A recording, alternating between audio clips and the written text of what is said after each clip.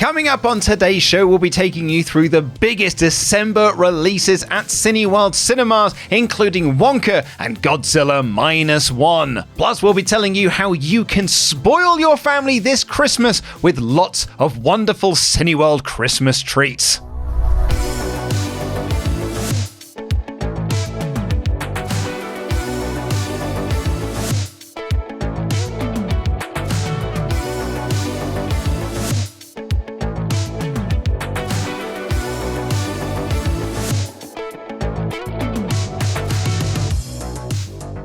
Hello and welcome to What's On at Cineworld Cinemas. I'm Luke Owen. And I'm Dan Layton. And it is the festive season. It's December. It's time to get all... I know I've got my Christmas cardie on. It's Christmas jumpers are one thing. This is a cardie. That takes it to a whole new level. And I'm very excited to take you through, well, for us to go through. Yeah. What is coming up at Cineworld this month. So Dan, let's get to it. Should we go get some snacks? Should we get some festive snacks? We'll get Christmas pud. And then we'll go to the cinema. Flaming.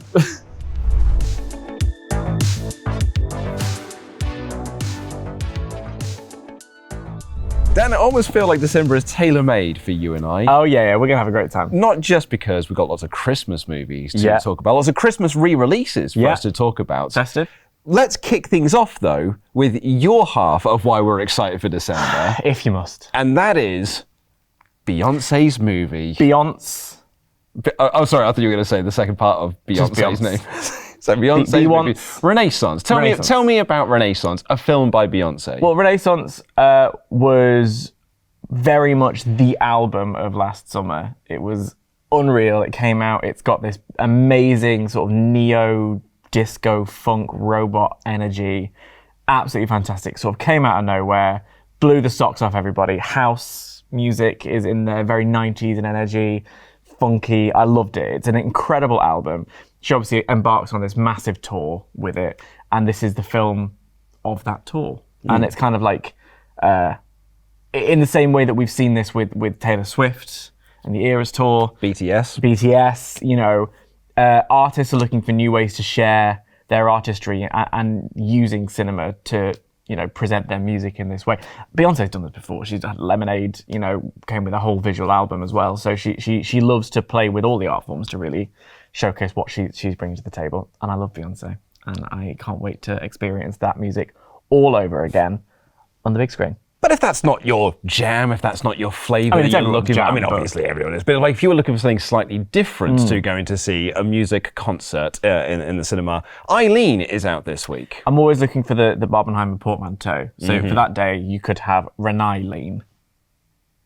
And Eileen is a film about a woman. Anne Hathaway plays a woman who I believe sort of a bit stuck in a job and then undergoes a little affair situation with a younger colleague.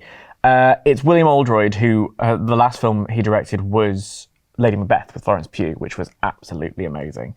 Like really atmospheric, really brooding, kind of was the one that launched Florence Pugh into everyone's consciousness. And it's doing stuff for Anne Hathaway in this movie that we haven't seen her do in a long time. You know, she's little Annie Hathaway from, you know, Princess Diaries and Devil Wears Prada. Batman. Yeah, sure, Batman. But even in Batman, she's kind of playing that. Her Selena Kyle's kind of, you know, dynamic and sexy, but also kind of cute. It's kind of it makes sense for Anne Hathaway. This is doing something we haven't seen her do for a long time and reminding us the chops that she has as an actress. Dan, like that's enough cinema. Now I want to talk to you about cinema. Thank you. Because we are also going to be screening in December, on the first weekend of December, the 20th anniversary re-release of Elf. I can't believe it's 20 years. I am stunned that it's 20 years. And interestingly, for me, I mean, we've seen many like Christmassy movies and, you know, we've had a lot of different additions to the genre.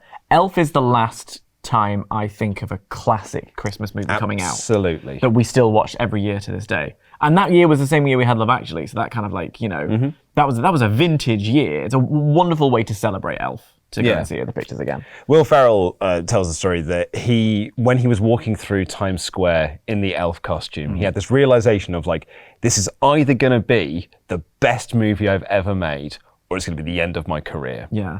and it ended up being the best movie he's ever made. Hands down. And it's a timeless classic. It holds up to this day. Even though it is 20 years old, it doesn't feel 20 years old. That's what makes it the classic, isn't it? Like that kind of movie is so easy to become dated. I think a lot of the time when you make certain films around a holiday, it's hard. We're a cynical world, and you want to try and appeal to people's cynicisms, and that can date a movie really quickly. There's a real earnestness in Elf. You know, it's not. It wasn't dated in the moment. It's got some stop motion involved in there. It's got the grand tradition of singing and music in Christmas movies. So much heart and much joy heart to it. Yeah, I absolutely love it. I think of Elf as the all I want for Christmas is you of the Christmas movie world. Follow that thought through. Kind of unappreciated in its time. Like, people liked it when it came out in 2003, but now here we are in 2023, and it's like, that's one of the greatest Christmas movies ever made. Yeah. When All I Want for Christmas Is You was released in 93? 94? It was sort of like, that's a fine little song, that's a good little pop song. Yeah. Now it is seen as the song Christmas song. That heralds in the season. Yeah. Also, do you know it's not a cover? People think that All I Want for Christmas Is You is a cover, completely original song. In much in the same way that Elf is a completely original classic. It's actually a very good comparison. Thank you. But speaking of Elf, and kind of got me into the Christmas mode, the Christmas spirit, and that reminds me, Dan, I've not bought any Christmas gifts yet. Oh, come on, Luke. I know, right? But that's where Cineworld comes in. Gift the extraordinary, not the ordinary. We have got a selection of gift packages for you. We've got gift boxes for two, the unlimited gift box, and gift cards. And if you get yourself a gift card, if you spend £30, you'll get an extra £5 gift card, all within the price. We're also launching the Cineworld Advent Calendar from December 1st, which is going to run for the next 25 days, so up until Christmas, and that include freebies, offers, exclusive content, and so much more. If you go to cineworld.com/advent calendar, you can find out what we have in store each day. Released on December 8th, we go back to the world of Roald Dahl, back to the world of Willy Wonka for Wonka. I'm making chocolate, of course. I keep saying that line from the trailer every now and again. Yeah, do you want to do it one more time? I'll make a chocolate, of course, because he says it in the trailer in such a way that it sounds like Drag Race alumnus Alyssa Edwards. So I found it very funny from day one. And speaking of, we talked about Love Actually earlier. Hugh Grant. Here he is, look. As the Oompa Loompa. Yeah, well, so it's the same writer-director as Paddington. So, bringing over that revelatory role from Hugh Grant in Paddington 2 into the world of Wonka as an Oompa Loompa. And it's got that same kind of whimsical charm. It's very... It's a very festive period movie, if you know what I mean. It's not a Christmas movie because... Well, I mean, I haven't seen it yet, so it may well be a Christmas movie. What do you consider a Christmas movie? Not Die Hard. You don't think Die Hard is a Christmas movie? No, that is a movie that is set at Christmas. But I passionately believe it is a Christmas movie because it is about Christmas. He goes home to celebrate Christmas. That's why. So I think a Christmas movie is a Christmas movie. It was released in July. So? It's about Christmas. It's a Christmas movie. It was released in July. I very passionately believe that Stephen D'Souza doesn't think it's a Christmas movie. He wrote it. Doesn't matter. If Christmas is a major part of the story, I don't know if that's the case with Wonka. Is Ghostbusters 2 a Christmas movie? I haven't seen it. It's set at Christmas, but it's not a Christmas movie. Well, then it's probably a Christmas movie. No, it's not, though. It's more of a New Year's movie. We'll talk about that another day. But point is, with Wonka, it's got that kind of energy of this big family classic that comes out at Christmas time that everyone sort of goes to see. You treat yourself to a nice night out. You wrap up and go and see it, and it's full of that kind of whimsical spirit of that particular brand of film. Oh, I agree, because there are films that are not Christmas movies but feel like... Little Women is one of them. Back to the Future is often sort of seen as like that is a Christmas time movie, and as is the Gene Wilder Charlie and the Chocolate Factory. So it's quite a nice time for Wonka to be coming out here because Wonka is very much taking from that Gene Wilder energy that he brought to the character. And of course, I'll make a chocolate, of course.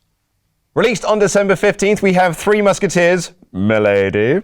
But can I talk about my most anticipated movie of December? Yes, you must. This is where my half of the episode comes in.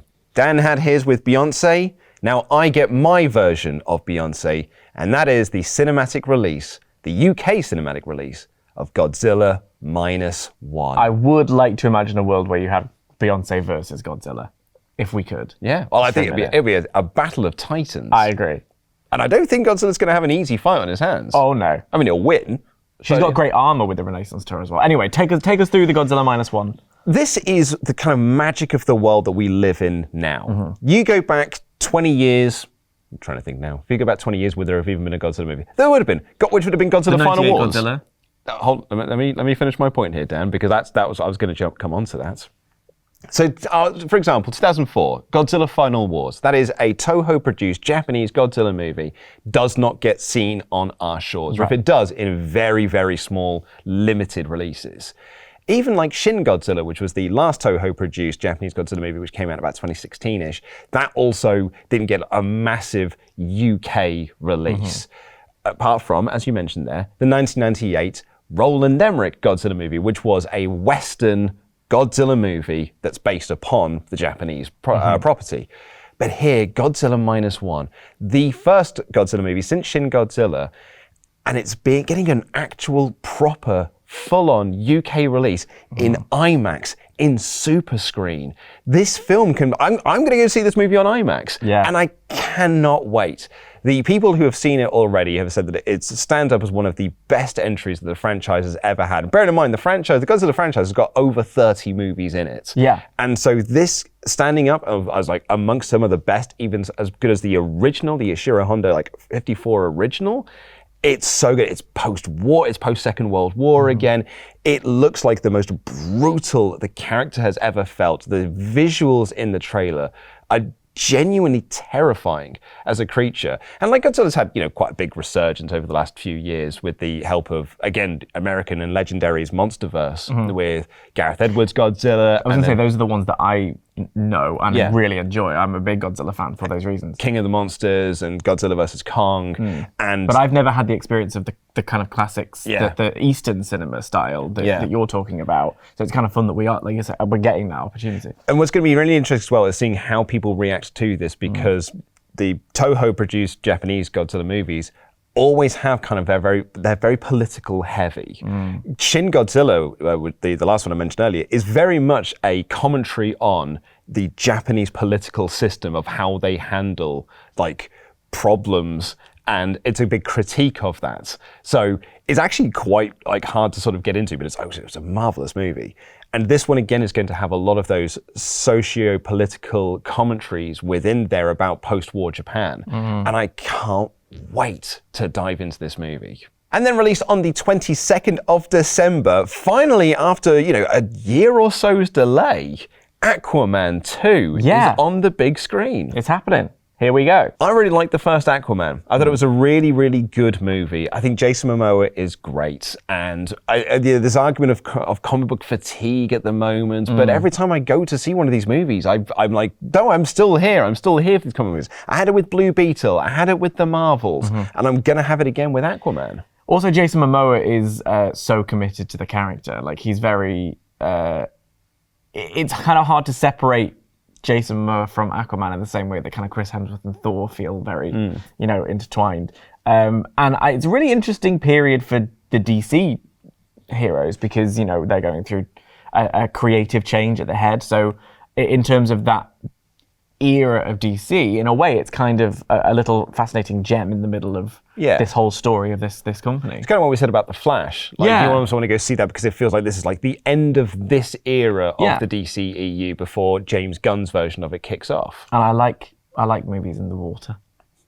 But once the Christmas season is over, once Christmas Day is done and we've finished eating all of our food and we've opened up all of our presents, Boxing Day is upon us. And what better way to spend Boxing Day than perhaps away from your family and go to the cinema on your own. If you're with your family, sitting quietly watching a movie. It's a great way to spend the day. Yeah, I actually do go to the cinema pretty much every Boxing Day. One of my favorites of the past few years was Little Women. I remember my friend and I, who were both staying in town during the Christmas season, had a whole plan. We just went at sort of 2, had a glass of wine and then watched the movie. And it was just, delicious. Absolutely lovely. And we've got 3 releases for Boxing Day. Anyone but you is kicking things off. The rom-com. If you fancy a rom-com energy for Boxing Day, Sydney Sweeney and it's been very heavily talked about on the internet. It sure has.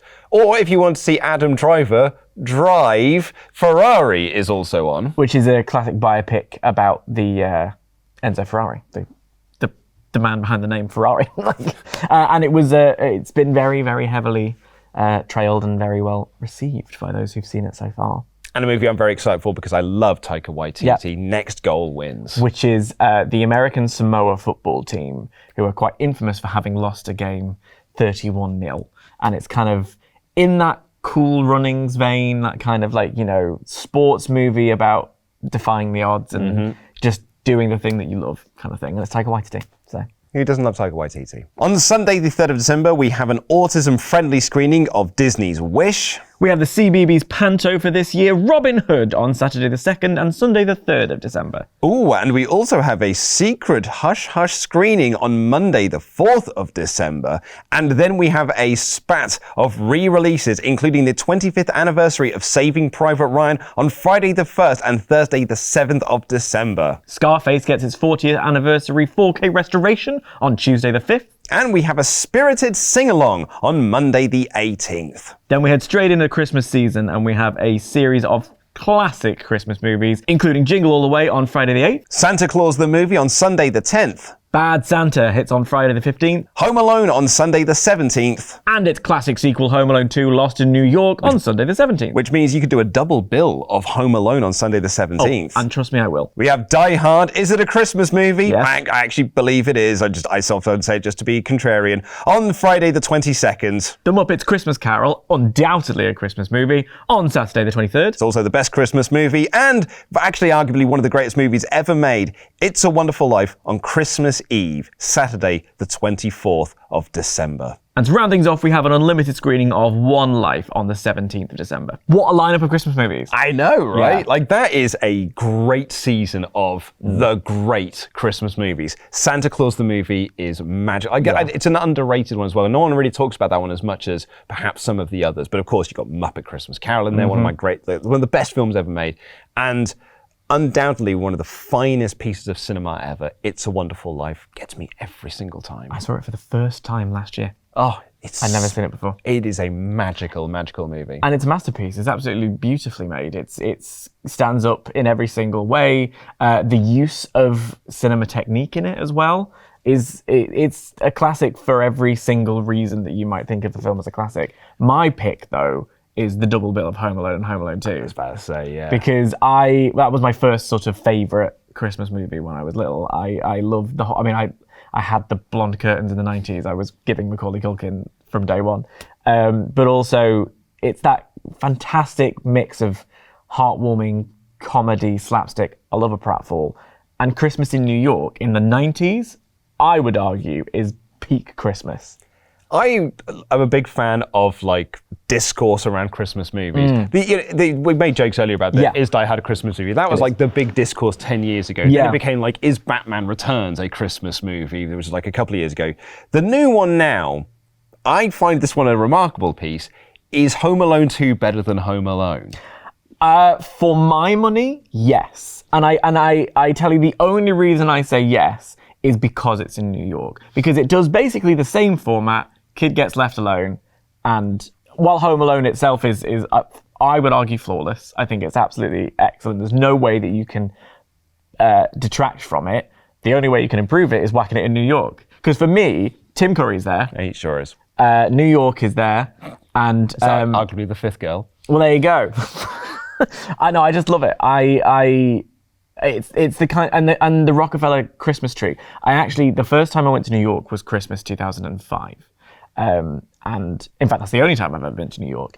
And I watched Home Alone 2 on the way. So when I then got to go to Rockefeller Center and see the tree, it was a very emotional and very heartwarming moment for me because that film has always been a real slice of magic. And I know that around Christmas time that becomes a bit of a cliche, but it is. It's kind of the city comes to life. The steam coming out of the grates feels more festive because it's winter. There's something just so beautiful about it, and the park and the opera house he goes to where he sees the orchestra. I just think it's just the best.